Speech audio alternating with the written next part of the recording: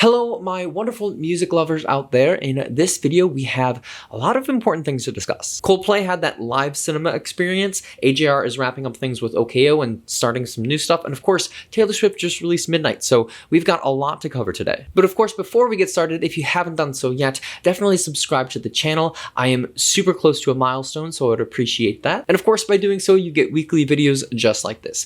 Now, without further ado, let's get started. Now, the first story that I wanted to cover is Taylor Swift's new album, Midnight. Now, apparently at some time during the release of this album, it did so well and so many people were listening to it that it crashed Spotify. Now, I personally didn't have an issue streaming it on Spotify when it did come out, but there were a lot of people on Twitter that were claiming that, yeah, Spotify is not working for them. And honestly, the album was a huge success with the style, with the themes, with all the songs. There wasn't really a song that was a dud at all. Now, it seems like the most popular song right now is Antihero, which is one of my personal favorites, but other songs that seem to grow a lot of attention were Snow on the Beach and Sweet Nothing, of which those two again were some of my favorites. But I'm kind of curious to know what your favorite songs on the album were. So feel free to leave a comment below letting me know that and kind of just what your experience was listening to it. Did you enjoy the album as a whole? Were there any songs that you thought you would skip? But yeah, in general, like I was saying, it was definitely a huge success. Now, before I get into the big news that she released very recently, I did want to say that she did release some bonus tracks during this release. In total, there were 7 bonus tracks, which is super generous and was just a huge surprise, which, you know, Taylor Swift does all the time, just surprising us in the best ways possible. Okay, now on to the big news regarding this album. Taylor Swift officially announced a tour. And this is big news because there was a lot of speculation whether or not there would be a tour from this album. But as of Tuesday morning, Taylor officially announced this in a post saying, "I'm enchanted to announce my next tour, Taylor Swift The Eras Tour, a journey through the musical eras of my career, past and present. The first leg of the tour will be in stadiums across the US, with international dates to be announced as soon as we can." She then goes on to list the artists that will be performing with her on tour, which include the likes of Paramore and Hiam. And honestly, I was pretty impressed with the artists that will be performing with her. But definitely go check out that post to see all the artists and all those dates, because currently we have 27 dates, I believe it is. And like she said, there will be more international dates coming soon, but right now she has all the stadium dates in the US. And now moving on to the next story, we're going to briefly talk about AJR because they recently just wrapped up the OKO tour. And the big reason why I wanted to bring them up is because even though they're wrapping up tour, they're not stopping. It seems like they're continuing with this pace and releasing content just continuously, which is definitely a good sign, especially as an AJR fan, because they are just keeping us engaged and not making any moment boring. Even on the last day of the tour, they tweeted out that they'd be releasing a How We Made video soon. But so far, we even got a new single, which I'm willing to bet will be on a new album. And speaking of a new album, they already told us that they're working on a new album and it will be out early next year. So there's lots to get excited about, especially because with that timeline of them releasing a new album next year, we're probably going to get another new single by the end of this year. Now, of course, that's not confirmed, but with this timeline, I'd say that that's very likely to happen, especially because they're so eager to get out all this content. Now that wraps up the AJR news. Now let's move on to some Coldplay. As you've probably heard, Coldplay had this live cinema experience that was broadcasted from Argentina. And the cool thing about this is that it was streamed to different theaters around the world. And I believe there were 3,500 theaters and 81 countries that this involved. So this was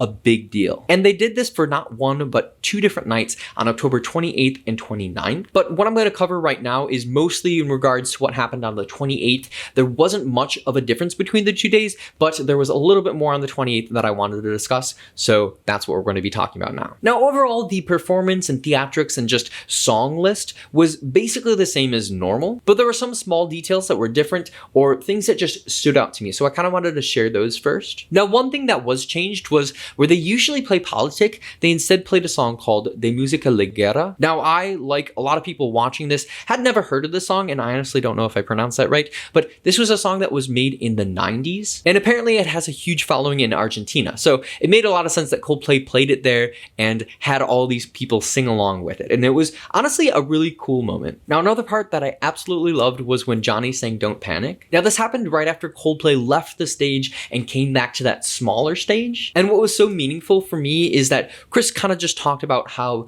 that's, you know, what they used to be. They used to be this small band that would play on these small stages all really close together. And for me, it was just a very humbling moment. Another part that really stood out was the performance of, I believe it's called Baraye. For this cover, he invited someone on stage to sing along with them, and it just was super powerful because it was right after he talked about fighting for freedom in Iran. So it just was super meaningful, and Chris even said, you know, we have the world's attention, so might as well spread a good message. Then right after that, to make things even more emotional, Chris had this uplifting speech about humanity, and then they sang Humankind. And of course, Humankind was one of my favorite songs from the album, so just hearing that to me just really stood out. And that probably was my second favorite part in the set, compared to my favorite, which was when Chris listed off all the countries that were watching. And this happened right at the end of The Scientist, which is my favorite Coldplay song, and like I said, there were 81 countries, so just hearing that list was just super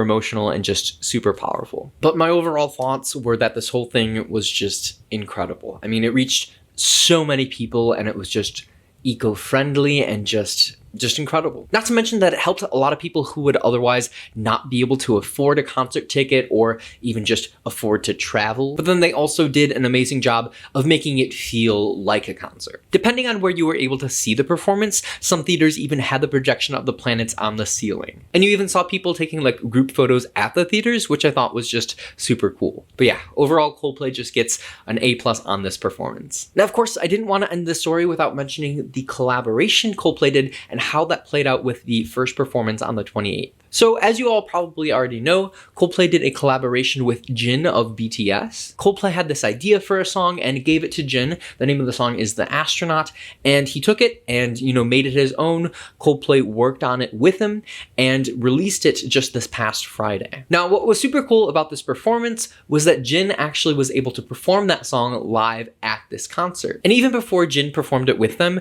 Chris kind of built it up to talk about, you know, being unafraid and just talking to people, and how he was so proud that they were able to make that connection with BTS and what it has led to now. And it was just a great way to end the set. It was the second to last song before A Wave, and I just thought that it was a perfect way to kind of just bring everything together, how, you know, we're all connected as Coldplay fans, how, you know, Coldplay really just has the ability to just bring the world together. Now, the very last thing that I wanted to mention about this story is that this is not the last time this is going to happen. Coldplay already said that they want to do this again in 2023. So I am very much looking forward to that. And if you're somebody who doesn't have the resources to travel or buy an expensive concert ticket, this is definitely a good alternative for you to look forward to in 2023. And that, my friends, is everything I had to mention in this video. And if you liked what I had to say, definitely show your appreciation by liking below and let me know what you thought in the comments, as well as in the Discord, which I'll include a link in the description. But thank you all so very much for watching, and I'll see you in the next video.